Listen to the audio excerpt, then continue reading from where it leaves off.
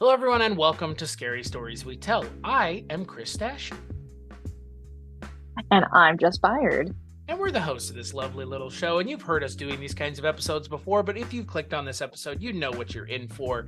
We're going to be talking about some haunted states, more specifically, the 16th state ever admitted to the Union, the United States Union. That state being the lovely Tennessee, which is home to so many cities, including but not limited to Knoxville, Nashville, Memphis. You'll notice that third one doesn't have a "ville" at the end. It's very fun. Tennessee is a fun It's not a place. bill. Have you been to Tennessee before, Jess? Is it right now? No, I have not been to Tennessee. I like Tennessee actually a fair And I amount. don't plan on going anytime soon. Why? It's Tennessee's nice. It's no worse than any other Minus southern it's, place. it got some real bad gender and drag laws going on right now. Jess, I think that's most of our country at the moment, unfortunately. Especially even where Yeah, I mean, but where I like, live included. I mean, it's not just Tennessee. And I yes, wish but I could say it's just not just Tennessee anymore, but it's not, unfortunately. no, but they have some pretty scary enforcements that, Sure. Oh, yeah. are happening right now. And yes, unfortunately, it's not everywhere. It is going to be several places, including a state we've already done, which is Florida. Well, Thankfully, we don't have to go back there. Florida is the petri dish in a lot of ways of things in our country right now. So yeah, Florida is long in the rear view, but Tennessee, for all of the current problems aside, Tennessee's the home of Elvis, Sun Records, Hot Chicken. What else? Elvis, Hot Chicken. Elvis, I mean, that's Hot true. It Chicken. is. What else? I don't know. And that's what else do you need? Elvis and Hot Chicken, probably very little else. But on this episode of Scary Stories We Tell, we're going to be talking a little bit about some weird goings on, hauntings, cryptids, aliens. I don't know what Jess picked. Jess doesn't know what I picked. So it could be any number of these things, or it could be none of them. But it's going to be weird and interesting and fun to talk about. That much I can promise. So, Jess, I'm going to turn the floor over to you for our first thing in haunted Tennessee. So I went with cryptids for both of my things this episode. So I'm starting with what is known as the Wampus Cat. So the Wampus Cat. What? Get the fuck out of here. Oh, is that what you picked? No, it's just a fuck. Come on. What? Oh, You know I what don't I'm know. laughing at? It's just funny. Wampus cat? Wampus. The Wampus Cat. Get on out here, you old W-A-M-P-U-S. Wampus cat. Wampus. So yes, the Wampus Cat is a creature that's deeply rooted in Cherokee mythology and has pretty much just been a part of the folklore of the Appalachian Mountains, which does include parts of Tennessee. It includes a lot of parts of a lot of places, but specifically focusing in the Tennessee area. So according to this legend, the Wampus Cat is a fearsome and a mystical creature, which basically picture a large cat like a cougar or a panther, some variation of wildcat, but with a variety of different looks to it. So some of the tales, because there are multiple, as with all cryptids, there are multiple tellings of these stories. So we get a little bit of variation in what these creatures look like. Some stories give it wings, other ones give it multiple tails. But either way, the story always comes back to it being some kind of large cat creature.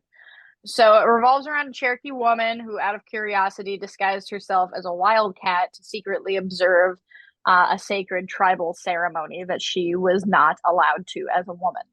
As punishment for her intrusion, pardon me, as punishment for her intrusion, she was cursed to forever roam the forests in the form of a half woman, half cat creature, now known as the Wampus Cat. So it's kind of also like a cat people.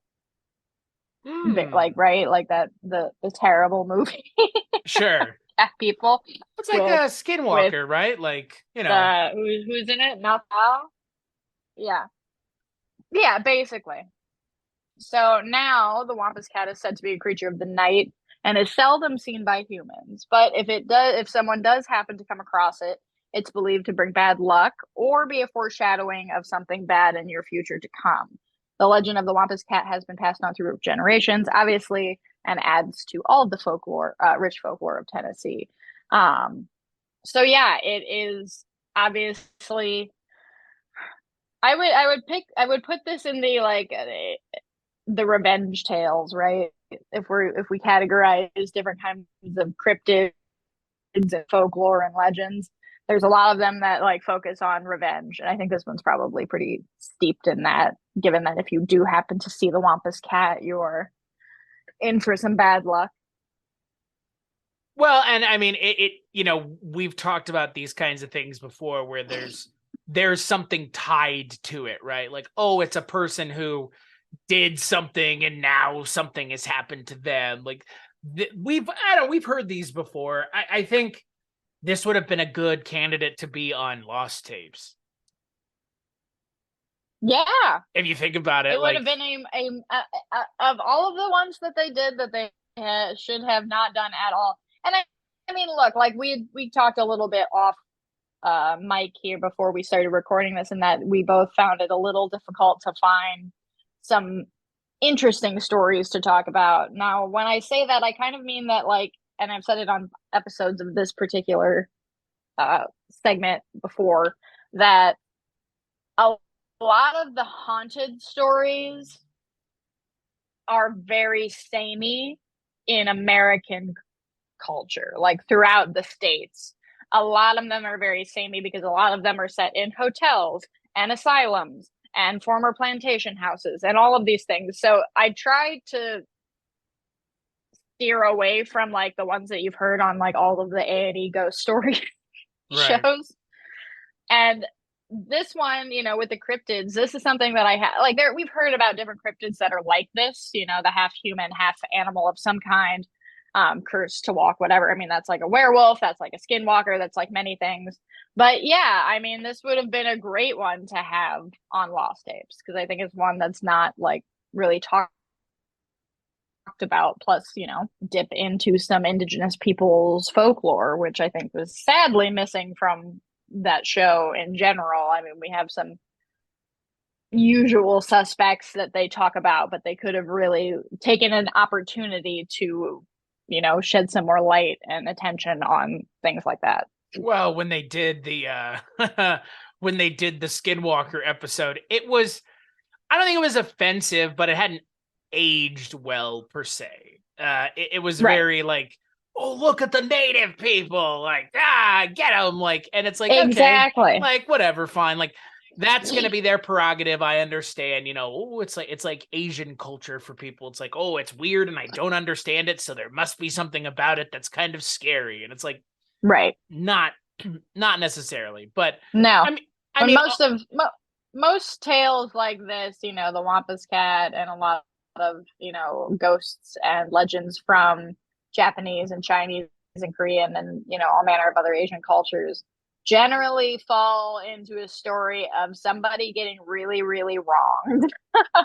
right. Like really irreparably damaged for all eternity, wronged. And yes, they come back obviously terrifying in the afterlife because they were so horribly damaged and taken out of the world. And instead of, you know, looking at that as a really horrific consequence of really horrific actions that that person did not ask for, you know, like if this legend is true, whatever, the Wampus Cat, this woman was punished because she wanted to see a sacred tribal ceremony that was something deeply embedded in her culture, but because she was a woman, she was excluded from it, and because she wanted to see it, she was, you know, cursed for all eternity. Like, that's something interesting to dive into. Doesn't seem like the right amount of punishment for that, but I mean, hey, she's a woman, so, you know, there you go. Like, right, it seems a bit overkill there. Yeah, but I would say that the male treatment of women in history is not not in line with this, if that makes sense. I mean, Yeah, obviously. Yeah. Obviously, yeah. It's one of those things where, like you've mentioned, this story has a lot of hallmarks of other things that we've talked about before, where it's, again, like, the revenge angle, like, that's the thing, like, the Wampus Cat then is a revenge monster that people don't see. Like, it doesn't interact with people, right? Like, it's just out there. No, it's one that if you do see, you unfortunately have something coming to you. So, maybe less focused on revenge and more just focused on, like, being a warning, like, of be aware of, like, who you're interacting with and what your surroundings are and, what things you're doing with your life. So in that way, then the Wampus Cat is more like the Mothman. Yeah, I would say, yeah, that's an accurate premonitory. They're there as a premonition to you, like, for a reason. Interesting. I mean, for me, like I said, I think this would have been a prime candidate for exploration on Lost Tapes, given the amount of bullshit that show trafficked in. Yeah. Like, and I mean, so many fake things it trafficked in, I guess, is a better way of putting it. I mean, really, both of my entries for this episode could have been decent segments in Lost Tapes. So sticking within the Appalachian area territories, we are also talking about the White Screamer, which is a legendary cryptid that has usually been reported in the Appalachian Mountains, in the Tennessee area, especially the East Tennessee area.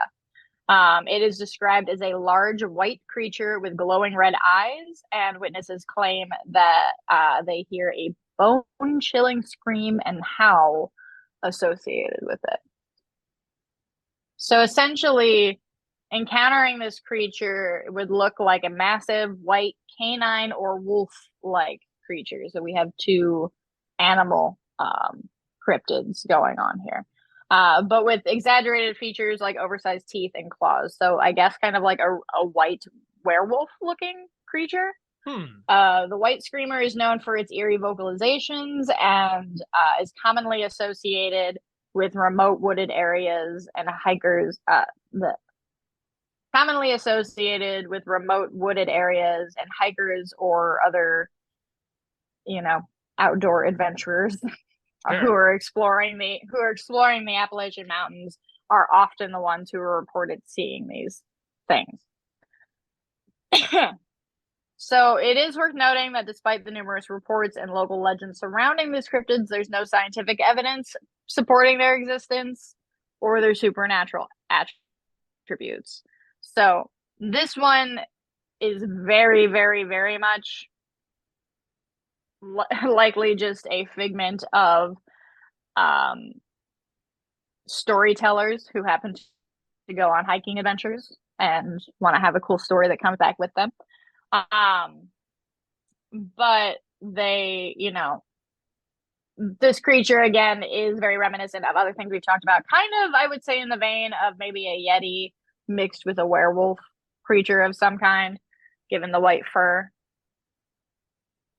Well, and I actually had looked into the White Screamer, and the thing that I found that was interesting is it has that kind of sideways association with, like, I guess it would be like the La Llorona or like the Woman in White stories, because there is the idea that this was also like a spirit wandering the woods, right? But again, like, and then you have all these kind of like injections of other things, like, oh, it was a woman who killed her kids because her husband was cheating on her. But like we've heard that before. Like, that's not special, right, to this. Like, and that's, I don't know, it's always interesting to hear these like connections across mythologies and cultural mythologies, at least, that have these weird connections. Because again, like, a woman who was wronged wandering the woods is, again, not new, right? Like, we've heard that. a dime a dozen. You can, right. Yeah.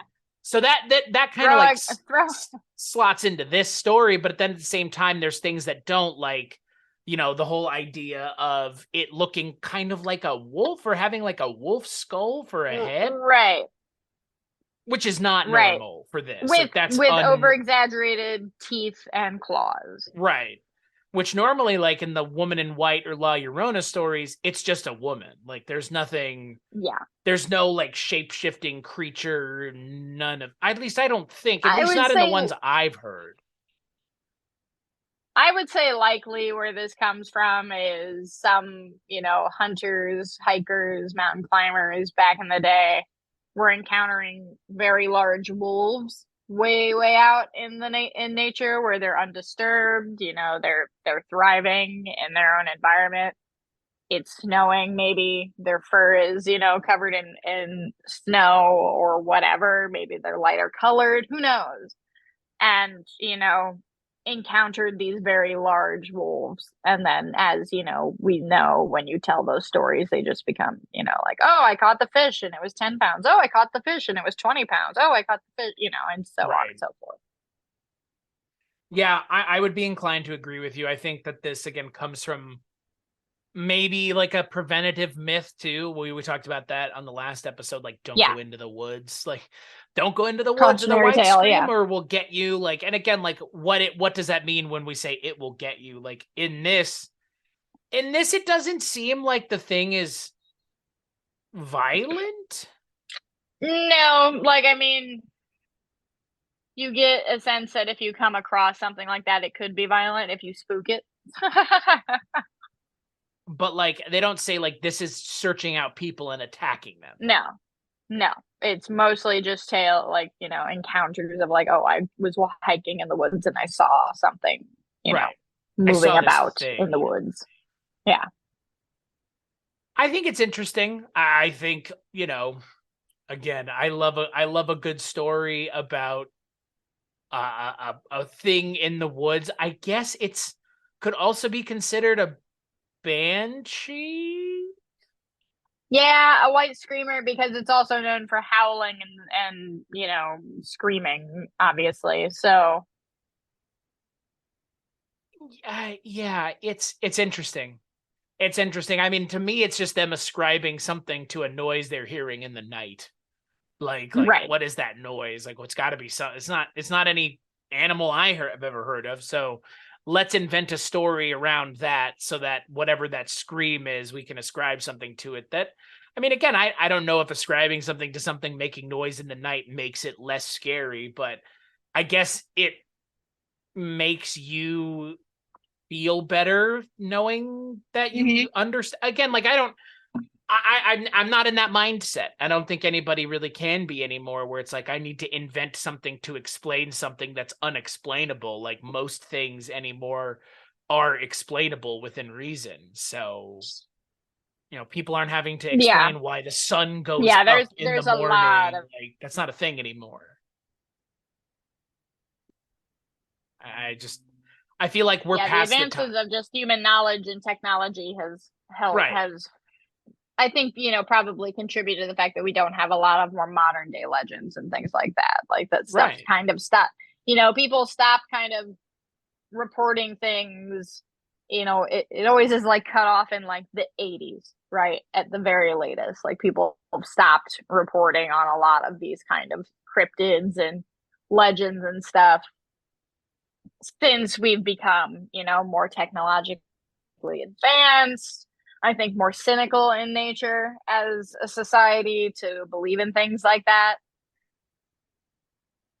And I think especially with the advent of technology and how fast it went, that a lot of, and we've talked about this at length in other podcast episodes, that, it's really hard to get people to really honest to God believe something like that. Right. Yeah, it's, everybody's going to be coming at it from a different direction. And, I think ultimately something like this has served its purpose, but in a day and age where everybody has a cell phone and can take pictures of things, its purpose is no longer needed unless you're going out into the woods by yourself, which again, totally understand. But, I mean, again, these kinds of things just don't exist the way they used to, and they're never going to, and that's okay, because they already do. I mean, that's the thing, like they already do. They already do exist. We're talking about them right now, but there's just aren't going to be any new ones.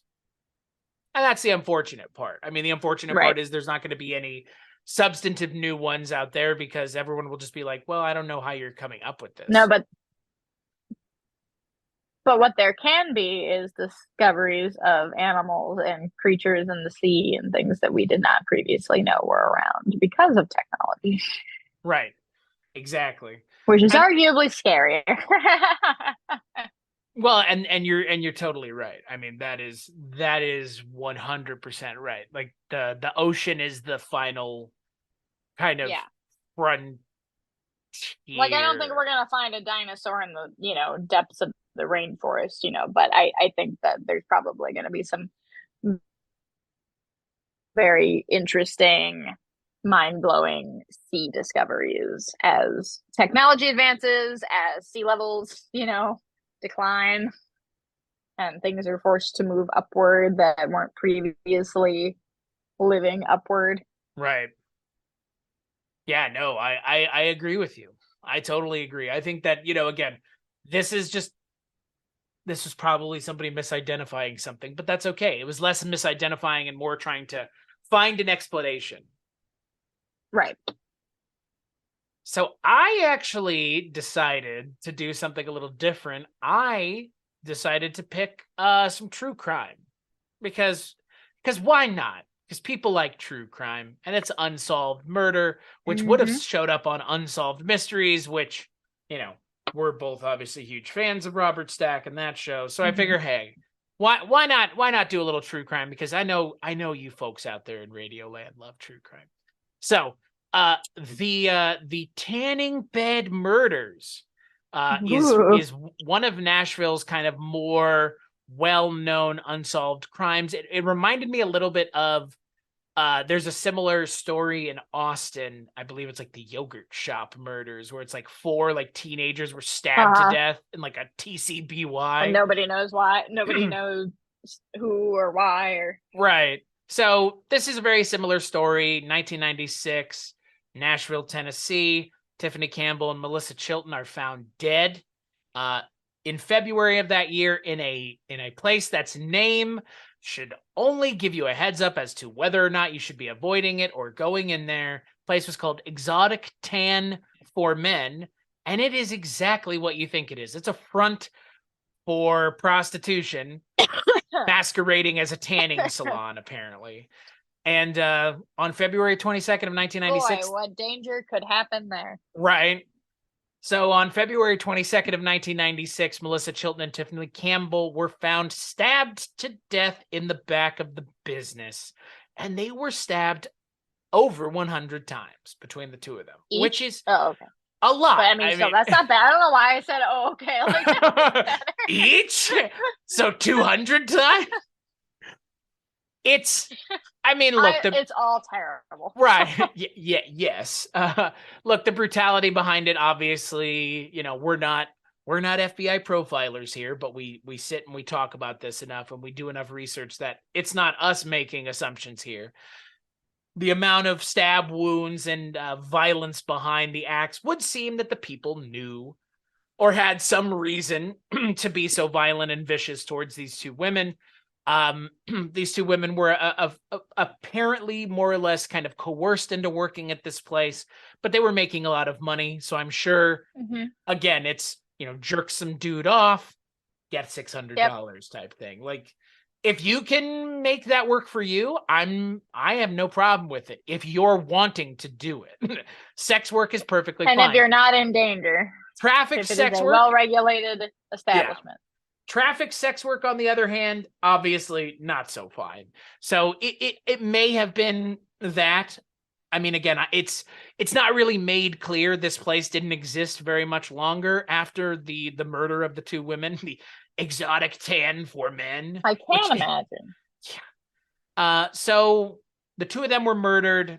This is in 1996. So mind you, this is the mid-90s. 2 white women in Nashville, Tennessee, getting stabbed and murdered. It's unfortunate. The cops did what they could. They investigated it to the best of their abilities. It would seem that the killer took the surveillance equipment that would have allowed the cops to figure out who may have been at the establishment at the time, and they left the sheath of the knife behind, and it was like a military knife. Like, I didn't find pictures, but when I think military knife, I think of what Rambo is using, like a giant Bowie knife with the serrated edge on the back, like big serrated edge. Yeah. So a real deal, I'm gonna fuck you up knife. Right. So 20 years pass, no arrest. Almost 20 years pass. No arrests. They investigated several people, including boyfriends, romantic partners of both women at the time. And then in 2017, so, 2013. So in 2013, 17 years later, one of a prior romantic partner of one of the two women was indicted on the charges of their murders. But is it like 7 years later? A couple years later? 4 years later, I guess? Would that be 4? I'm trying to think here. Does it say when it was dropped?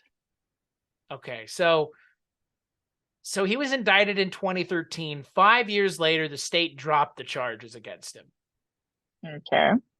Because they did scientific testing on the evidence, and they couldn't find any evidence linking him to the murder, other than his wife/girlfriend said he has a knife similar to that, and this guy was already in prison in California for other crimes that he had already done, which were robbery, not murder, but robbery. So they brought him back to Tennessee in 2015, and then several years later, charges were dropped because they didn't have any proof. It seems weird to indict someone and then go, oh, whoops, we didn't test the DNA. So, oops, yet. Never mind. Yeah, that's weird. That's not great. I mean, why would you not test the DNA? Like, always, you always test the DNA before if you have someone. DNA. If there is DNA to test, you test the DNA. Right. Well, and what I don't understand is why indict someone before you test the DNA. Because you're giving the families unnecessary hope. The mother. Because you really wanted to close a case, right?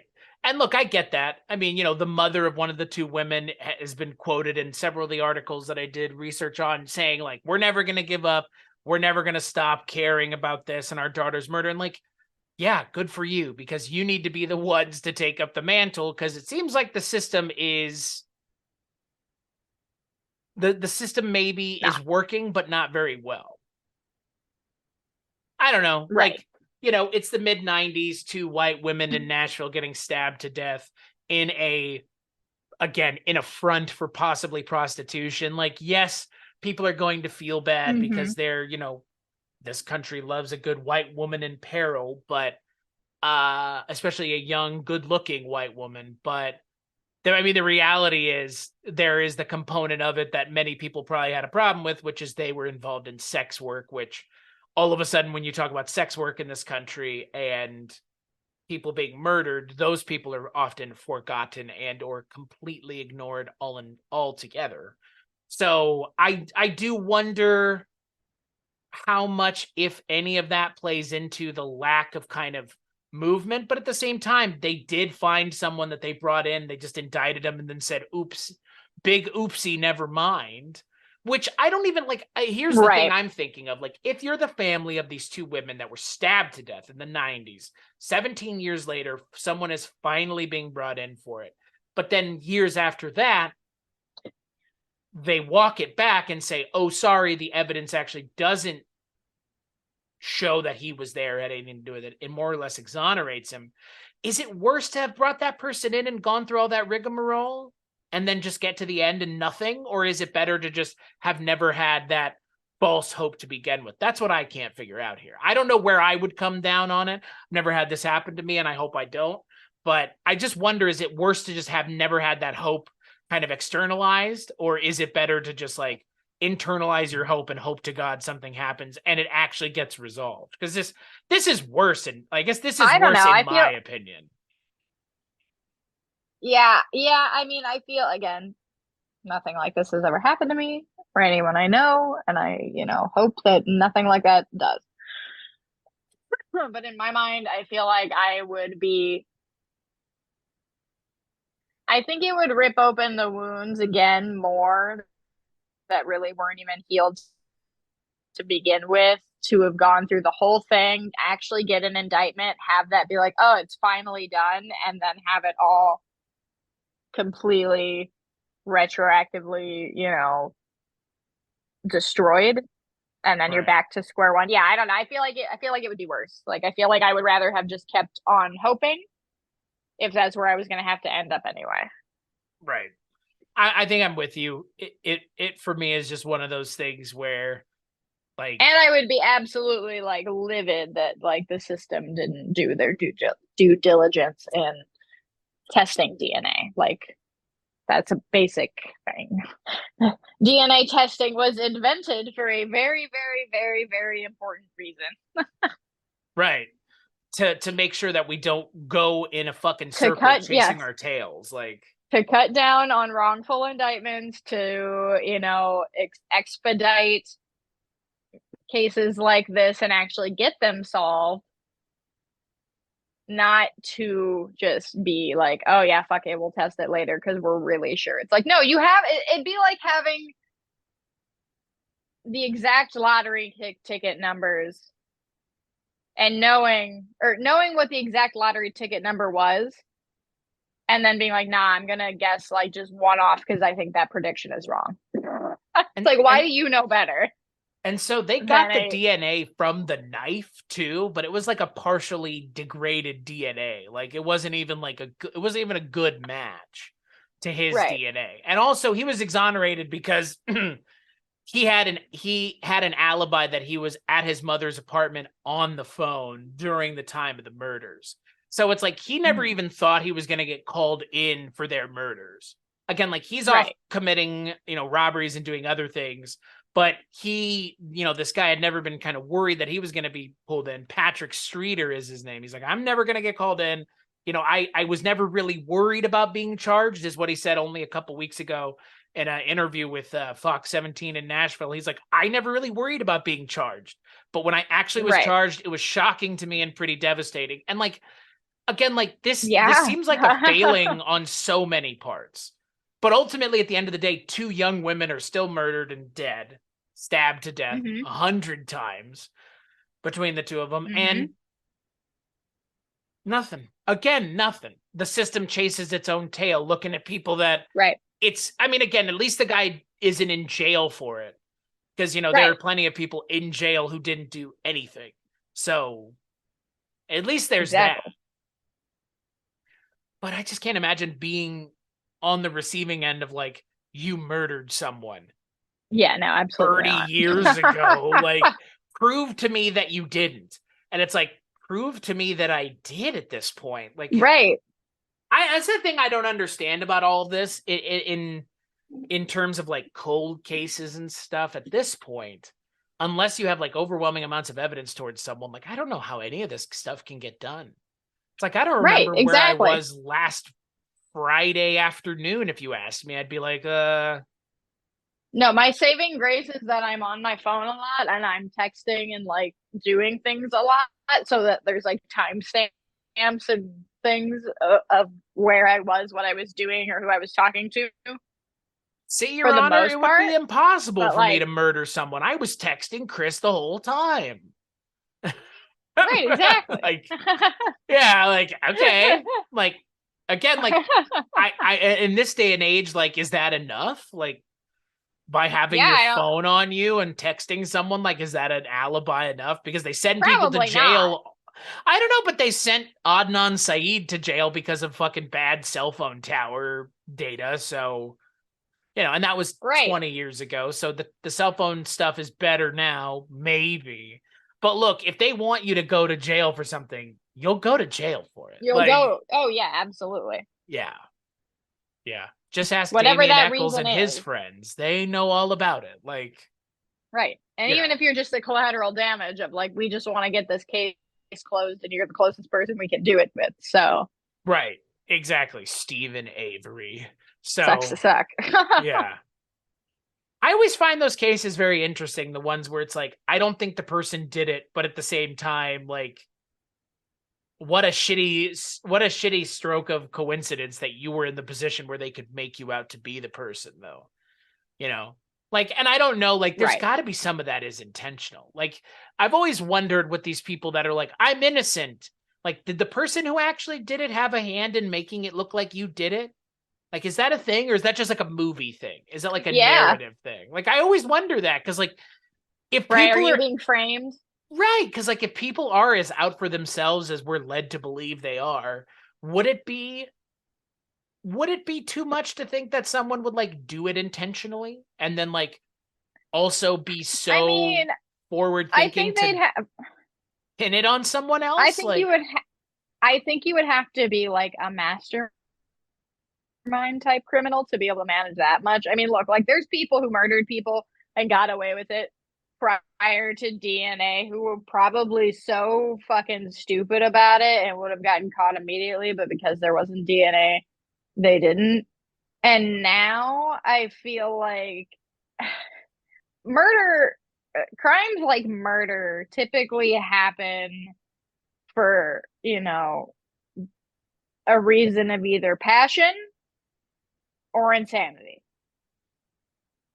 Like either you are wired that way or you have a split, which I imagine in this, scenario with these two women in this tanning place that was a front for prostitution, it was probably some disgruntled customer or disgruntled like former security guy at the place who wanted to take out some really, major rage on these women, and that, crimes of passion, those types of things.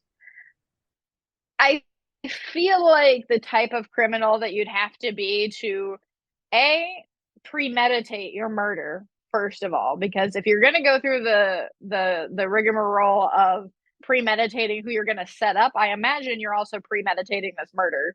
So you got to premeditate the murder and premeditate the person that you're setting up, in that it makes sense that they would be the person that you'd set up, right? Like you'd have to pick someone who they could have a decent motive or not, no, they don't have a good alibi or any alibi at all or any of these. I don't think that there's that kind of, I mean, look, even the greatest, and I'm using greatest as in like most, okay, we'll say infamous, even the most infamous of Jess, I don't think murderers. anybody's gonna be like, oh, Jess idolizes these people.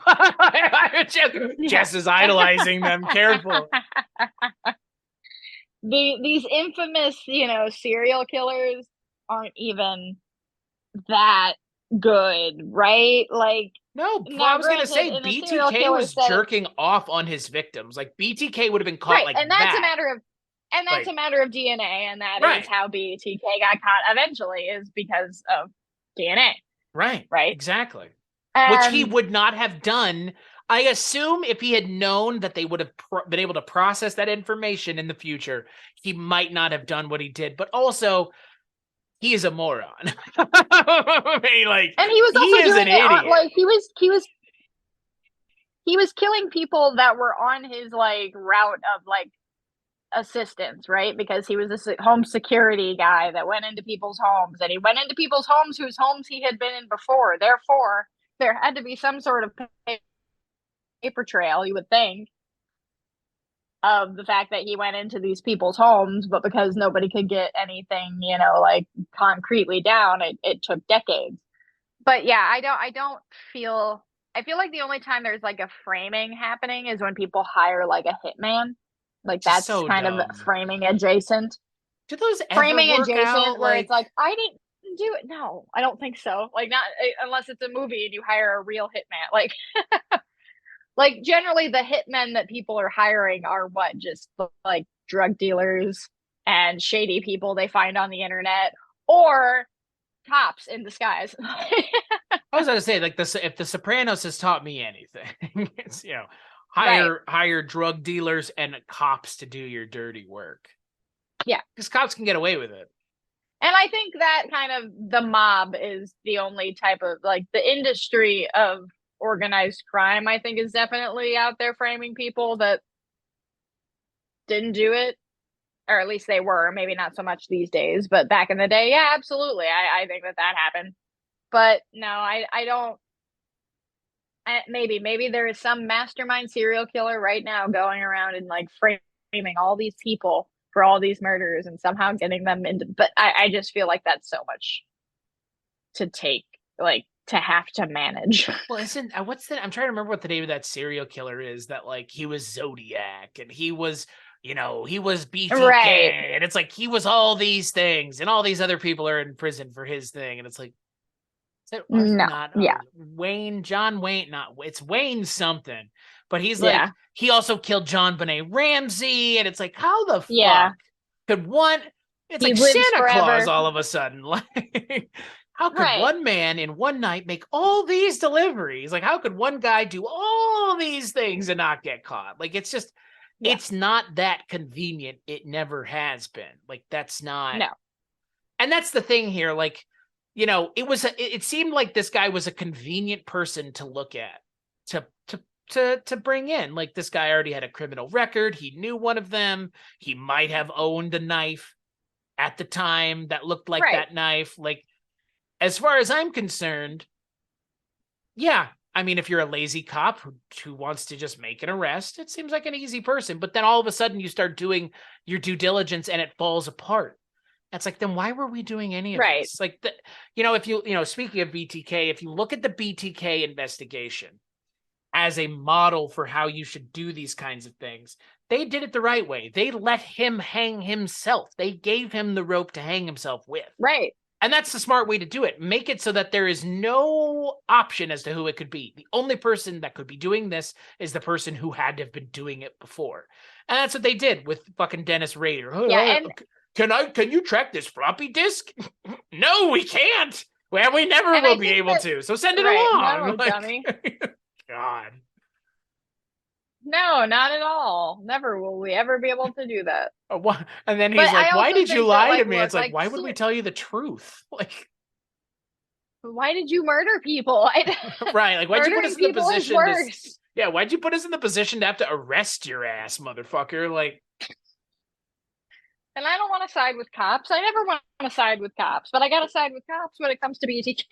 Right. I got to side with cops. And that's the thing, like, when you talk about like the way cops and the police investigate cases, like the BTK investigation, as long as it took, they got their fucking man in the end. Like they did. And like, yeah, a kudos to them and everybody. They did it right. Yeah. And like, maybe there's a universe where BTK gets away with it in the end because but again, like that kind of guy is so narcissistic and just has to take credit. That's what I was going to say is that like, if you have a serial killer, most of the time they're all about have a narcissistic personality and they all do things to get the attention, right? That's why they're serial killers. They kill people in either a similar way or a similar type of person, or they take souvenirs or they leave things or they whatever, because they do want that attention and they want people to eventually know that it was them, but they also want them to know that it was always the same, whoever it is. With not in serial killers and your people who are murderers who murder someone, it's generally just one or two people, and usually it's either some sort of romantic problem, family problem, money problem, the general normal, quote unquote normal type of murderer, I guess, your tear down murderer doesn't want to be caught. But I don't think is like in that same smarts level of being able to pull something off so much as like, framing an entire other person for their crime.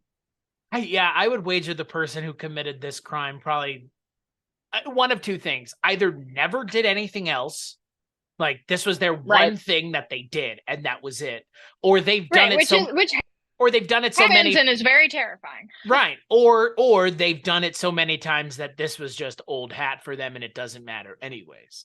Like, I don't know, like when you talk about these kinds of murders, leaving the sheath of the knife to me kind of strikes me as somebody who would like, this is probably someone who he was either on something, had severe mental issues, or again, like I said, was a disgruntled former customer. Usually things like this that happen when it has to do with, people who are involved in sex work is generally by a disgruntled client, customer, who, however, whatever you want to call them. So probably, came back after hours, killed them, and then moved on. And I could see that being like a one-time thing potentially. And again, that does happen, and that is fucking horrifying to think that there are just a bunch of people out there who might have just killed somebody one time. They just did it one time. They're not going to do it again, but they did it. And they got away with it. which is crazy to me. Like, I don't know. I have my own secrets, as I'm sure you do, things that like I'll never tell anybody else. It's a very short list of things, but like, none of them are murder. It ain't that. Like, yeah, I can tell you with incontrovertible faith that it is not just like I know I've never sexually assaulted anybody. Like, I can say that with absolute certainty. Like, my secrets are much more mundane than that. But yeah, right. Like it to me is so insane, because you're totally right. There are just people that are like, yep, I've killed somebody and I'll never tell you. Like, because the moment you tell one person, it makes it real. Like, because that's the thing. Like, imagine and it gets you caught. Right. Imagine our secret. Imagine our dear friend Jeff, Mr. Dahmer.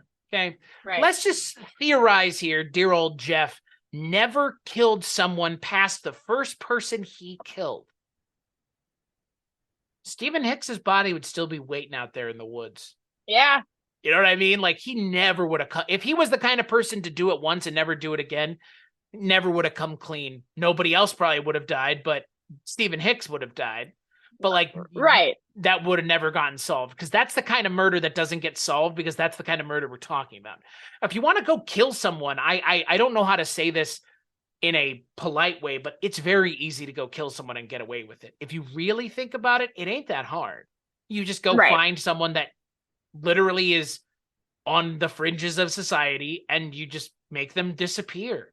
And then go drop their body somewhere that nobody will ever. I'm not encouraging it, but like, that's the reason that those cases don't get investigated is because of how easy it is to make people on the fringes of society disappear. People who are working at places where sex work may be happening, where drug sales may be happening. Those kinds of people tend to be transient, at least in expectation, they're transient. And transient means, like, just now, I mean, you could still be transient in this country and disappear. I genuinely believe that. I know people that are as established as me and you that don't have Facebooks, that don't use social media. And it's like, okay, like, there are normal people not using social media, which means there have to be people on the fringes not using social media, which means there is no paper trail. I mean, homeless people, sex workers, houseless shit like people, that. People who live off the grid, people who like there's all manner of people who don't exist as quite as easily, to the public eye as other people do. Especially, a lot of people do now. But yeah, and I mean, there's a lot of miles of highway and a lot of open desert. I always say this, like, drive on a highway. I mean, it's 45 minutes from here to Omaha, and there are portions of that highway that I'm not sure people have walked around on in a while. Like, I know that there are people that like manage the sides of the freeway, but like, it's not that hard. But how often do you see them? Right. And how often are they out there, and how often are they doing their due diligence? And again, like, you do it and leave it, it might be months until something. And then by that time, it's already too late. Like, that's the thing. It's right. There are so many ways that our society is built on a tenuous amount of faith in one another to not go apeshit. But yeah, like, if you think about it for 2 seconds, like I said, people on the fringes of society. I mean, what about people that are like going hiking in a fucking national park? Like, Oh, I just want I to go mean, kill. I just want to go kill somebody. Like I'm gonna make them disappear in this giant wooded area. Like, well, we've talked about national forests on this many a time, and every true crime podcast and documentary and whoever does, because yeah, it's really easy to disappear in the woods. right. And And then guess what? The woods has a natural habitat that will dispose of your body in a much more final way than most humans can.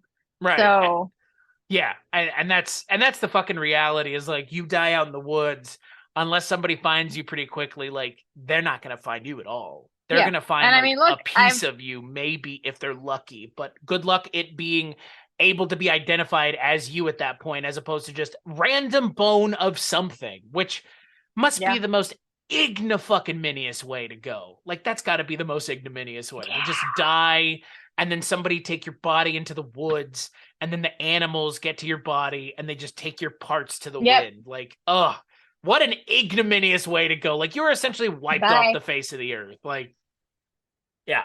Because I mean, yep, again, it's like the ocean, she's right? But your gone, body bye. floats in the fucking ocean for quite some time. Like in the woods, like you're just gone. Mm-hmm. You could just be gone. Like, yeah, that's the thing. Like that these kinds of crimes, these unsolved murders are a dime a dozen, but it's a multiple failing here. It's a failing on the justice system for fucking trotting somebody out to try to send them to jail, and then it goes tits up on them. That's embarrassing. Mm-hmm. It's a fucking stab in the heart for family members who have been spending the last almost over 30 years now, almost 30 years, waiting for an answer that's never going to come, it feels like. And if it does, I mean, Right. I don't know It's how not they're likely going to be a great answer. right. Like they tested the DNA and it wasn't this guy. Okay, so we've ruled one person out. We should we should do an episode on people who have reappeared decades later, like long time later, That have disappeared. and that have reappeared. Yeah, like I think that would be interesting because I mean, look, there's not a lot, right? I mean, people go missing all of the time, whether it is nefarious, accidental, intentional, whatever. People just boom gone. If someone wants to disappear, they will disappear. Maybe they Right. change lives, maybe they do whatever, but most of the time when people disappear and they're not found within, a few days, months, years, they're likely not going to be found. So I think, and if they are going to be found, they're not going to be found well. But Right. I gotta think that there are definitely cases out there of people, and not just ones. I think we'd probably come across a lot of ones of people who like changed their identity, Or stuff like like that. little kids who disappeared. Because there was just one Yeah, in the like news who like recently got where like like a taken by girl. like families Well, there was one in the and news recently where it was like a woman disappeared, like a child disappeared from her house, and she had been raised like a couple miles like yeah, from where she lived for like decades, and then she was like, oh shit, like what the fuck. So I mean, I think it happens more frequently with like small kids, right, becoming like right. adults, like taken from their home, and then oh, I thought that they were dead and they I was disappeared, 2 but and I don't remember anything. I just thought this was my family. right. Oftentimes that person is not found alive, but sometimes they are. Hmm. That would be an interesting episode to do. Our justice system is such, look, it is what it is. It has its failings. I don't understand a jury of your peers. There should be professional juries. Like that doesn't make any sense to me to have like some fucking person that I can't vouch for, I'm expecting someone else to vouch for, Right. making decisions on whether or not I should be in prison. That feels like a decision that should Right. be made by an expert. But what do I know? And I know that there would be problems with that way being put into action, but I feel like there'd be less of the problems we're having now. Maybe they'd be different problems, but maybe there'd be new problems to deal with as opposed to the same ones that we just keep Always running in a problems. circle with. Um, yeah, it's sad because obviously two people lost their lives. A third almost lost his life because of it as well. I mean, and again, Hmm. ultimately, if you get accused of a double murder of teenagers, like what quality of life do you have moving forward? Even if Post you're that, yeah, cleared, people are likely, yeah, exactly. Like, because I mean, a false indictment is still an indictment, and whatever the reasoning is, as group mentality goes, once somebody is indicted for something, especially something extremely heinous like that, it does leave a mark. Like, look, people get falsely accused for less than that, and then get proved, you know, in their social groups to have not done that thing, like absolutely have not done that thing, and it still will follow them for like years to come because of how, you know, people talk and what people hear and what, you know, most people don't do their homework and actually, you know, research the thing. They just trust what their friend or their family member said. So yeah, it's a serious thing. If you were going to charge someone for murder, you better fucking mean it. Right. And to me, it's like, I don't understand why that isn't, more apparent to more people in the justice system. But again, then you have the justice system, which we've already talked about a little bit, allows for freedom of expression to go up the ranks, as it were. And anytime that there are ranks to go up, that means that there are going to be people who are going to step on other people to get there, which I understand. I'm not condemning it even. Like, I understand why people do it, because we are in a society where it's a capitalist society, post-industrialist capitalist society, which means you know, you can't push someone into the fucking sewing machine, the giant sewing machine that takes up a room, to kill them. You just stab them in the back and take their opportunity, which, I mean, not sure which is better. So no, I mean, and I mean, look, even to take, you know, a side that is not entirely like on the people investigating to begin with. If you like, you touched on it with, you know, this being a, you know, capitalist industrialist society, especially in the judicial system with our lovely privatized prisons and things like that, and things like quotas that departments are pressed to hit, and, you know, their livelihoods are pressed too, and that's not an excuse, but it's a reason. You know, it's that trickle down abuse of power that will sometimes force a weaker hand to doing things they don't want to do. Yeah. Or don't think they should do, or know that they should not do, but need to do it regardless, so they don't get, you know, a dock salary or laid off or just, you know, penalized in some capacity. And yeah, that's a major failing of our societies, like, you know, in an industrial complex way, in that you put more emphasis on hitting a number than actually closing cases. Right. Hitting a number and closing cases are different things. You can close, quote unquote, as many cases you want, and you can have like 150 closed cases in a month.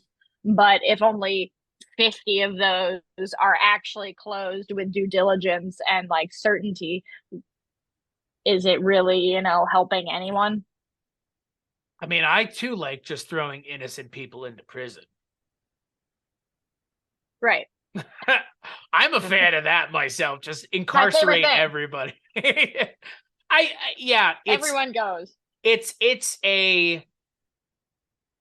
I think obviously in so many ways we as a society should expect better from our judicial system, and this case is very much a indicator of that. I mean, you agree, I agree. I think most people who talk about these kind of things would agree. Like, it's unfortunate, but it's the system that we live within. I would just like the system to do better. And by doing this show and having these conversations and keeping the conversation going, I think we're doing our part. Yep. Yeah. The true crime-ness of this Haunted State series, we've never really exercised it. This is the first time, I think. No, we do we do true crime occasionally. We've done some. Yeah, we've done a few, but typically when we do true crime again, it's like something like this, where it's something that's unsolved and that should still be, you know, being investigated and working toward some sort of closure. Right. I want it to move in a positive direction. Please, for the love of God. Yes. Yeah. So Tennessee, folks, don't go there. That's what we're saying. Nope. You get harassed by screamers. You might get stabbed to death. Who knows? Don't go to Tennessee. But you might get harassed for wearing pants into the women's restroom. Also that. Or do go to Tennessee. I don't know. I'm not you. You like hot chicken? You could probably get it down the street from your own house at this point, because hot chicken was a food trend that the market jumped onto in 2022, and nobody cares anymore in 2023. So I want some hot chicken. That's my takeaway here. Just hot chicken was invented, and I'd say get it imported and don't go to Tennessee because they're actively trying to ban drag. Jess, there's no history of men dressing up as women in this country. How dare you? Not a single one. How dare Not you? even one time. Not even once, Jess. Stop pushing your woke agenda on the rest of us. Stop pushing your wokeness on us. We're such a woke podcast that we just want everybody to leave everybody else alone. Hashtag very woke. Yeah. Leave me the fuck alone, the wokest of wokesters. God. Scary stories, woke tales. Yeah, that should have been the name of this show. God, we're showing our millennial age. Speaking of where you can hear us being woke, Jess, where can people find you on the internet if they want to hear you being a wokester? You can find me on Instagram at writer Jess Byard. Pretty much everything I do gets filtered there in some capacity. You can also hear me on other episodes of other podcasts located on the Weirding Way Media Network, such as The Culture Cast, Projection Booth, One Season Show. I think a variety of others I make special appearances on from now on. Okay. Jess shows up and says, "Hey, everybody, here's my opinion. Listen to me." And then I leave for months. Hey, it's okay. You're not in charge. You don't have to do everything. As for me, don't look me up on social media because that shit sucks. But if you want to, you know where to find me because I've mentioned it before. But if you want to find more episodes of this show and other things that I work on, weirdingwaymedia.com would be the place to go. And yeah, also, like just mentioned, on Weirding Way Media, you'll find all the other great shows that we put together, not just this one. There are so many other great shows on Weirding Way Media that you can check out, including Twisted and Uncorked, which you have heard them here before plenty of times as well. As for this show, ScaryStoriesWeTell.com, Scary Stories WT, on all social media if you're interested in engaging that way. Just like, rate, and review the show wherever you get it because that helps us out the most. And yeah, on that note about people being stabbed to death and all sorts of fun things, we'll let our good friend, the former host of Sightings, Mr. Tim White, lead us out. No mystery is closed to an open mind.